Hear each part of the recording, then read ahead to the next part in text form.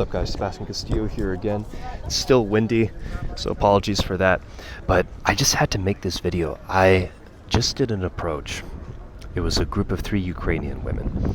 One of them was really hot, but she was busy having photos taken of her, so I figured, okay, why don't I try initiating a conversation with one of her friends there, and once she sees me talking to her, then, girls are like this. They're going to gravitate over and be like, oh, who's the new guy? That wasn't the case here. And I'm starting to really generally not like Ukrainians as people. I already had a pretty bad impression of them, and I'm sure you guys can guess why. But anyways, I'm having a conversation with this girl who, she's nothing special. She's short, fat, kind of ugly. And she didn't even want to speak Russian to me. That's how much, I guess, she's prejudiced against them or something like that. And I asked her what she's doing here, and she's like, oh, we're here for the concert. Oh, for who? For 50 Cent. And I didn't think much of it in the moment, but now that I'm sitting down and just reflecting on it, I'm thinking to myself, okay, sure, you can respect 50 Cent for being a businessman and a commercially successful artist, sure, right? But in terms of the subject matter, I don't like that kind of music. I've never liked that kind of music. I was raised on rock and roll and even classical music to an extent, right? Music that had meaning, music that was uplifting, music that didn't encourage people to go out and be degenerate, which unfortunately is the majority of rap music. That's the culture. And so now that I'm reflecting on this, I'm thinking to myself, because it wasn't a good interaction. The girl was really guarded, wasn't very friendly at all, which is funny again, because you think, oh yeah, Ukrainians are so friendly. No, they're not. Belarusians were friendly, Russians were friendly, but Ukrainians, no. Well, they're the same thing. They're not. Anyways, I'm sitting here thinking to myself, as soon as she said that, it should have been a direct, clear sign to me that, even if she was good looking, it's like, I don't like that. I don't like 50 Cent. And a woman who listens to that kind of music, which is degenerate, which is full of profanity, which promotes violence and drug use, alcohol, all this garbage, that's not a woman who I want anything to do with, right?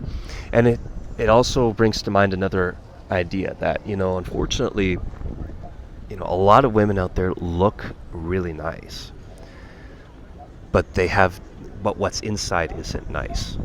What's inside is brainwashed, it's degenerate, and it rewards garbage like that.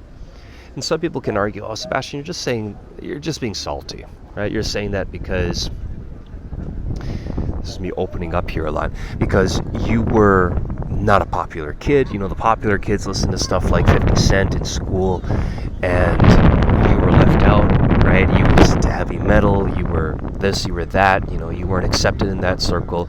You just hate on it because you weren't part of that, and you weren't accepted in there. And you can argue that, but at the same time, if we look at it objectively, here's an interesting thing, okay? They ran an experiment where I think some kind of big box store in the United States that always played the top 20 hits, rap music, hip hop, what have you, they were getting looted. They were getting shoplifted almost constantly. And then what happened is they switched the music to classical music.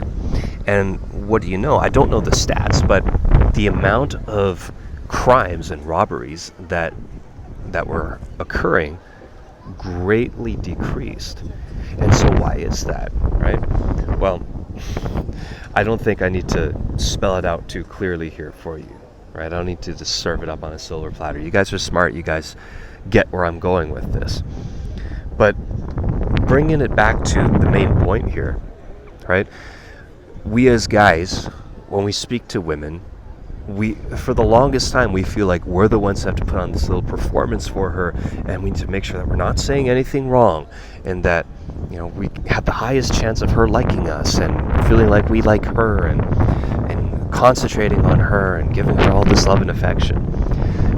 But you you should be discerning of who you're spending your time with too. That goes for both men and women. You know, if you know a woman likes that kind of music, you know, and she's got tattoos, and she drinks, and she's doing drugs, you know, even if she looks good, you might not even want to spend one night with her, right?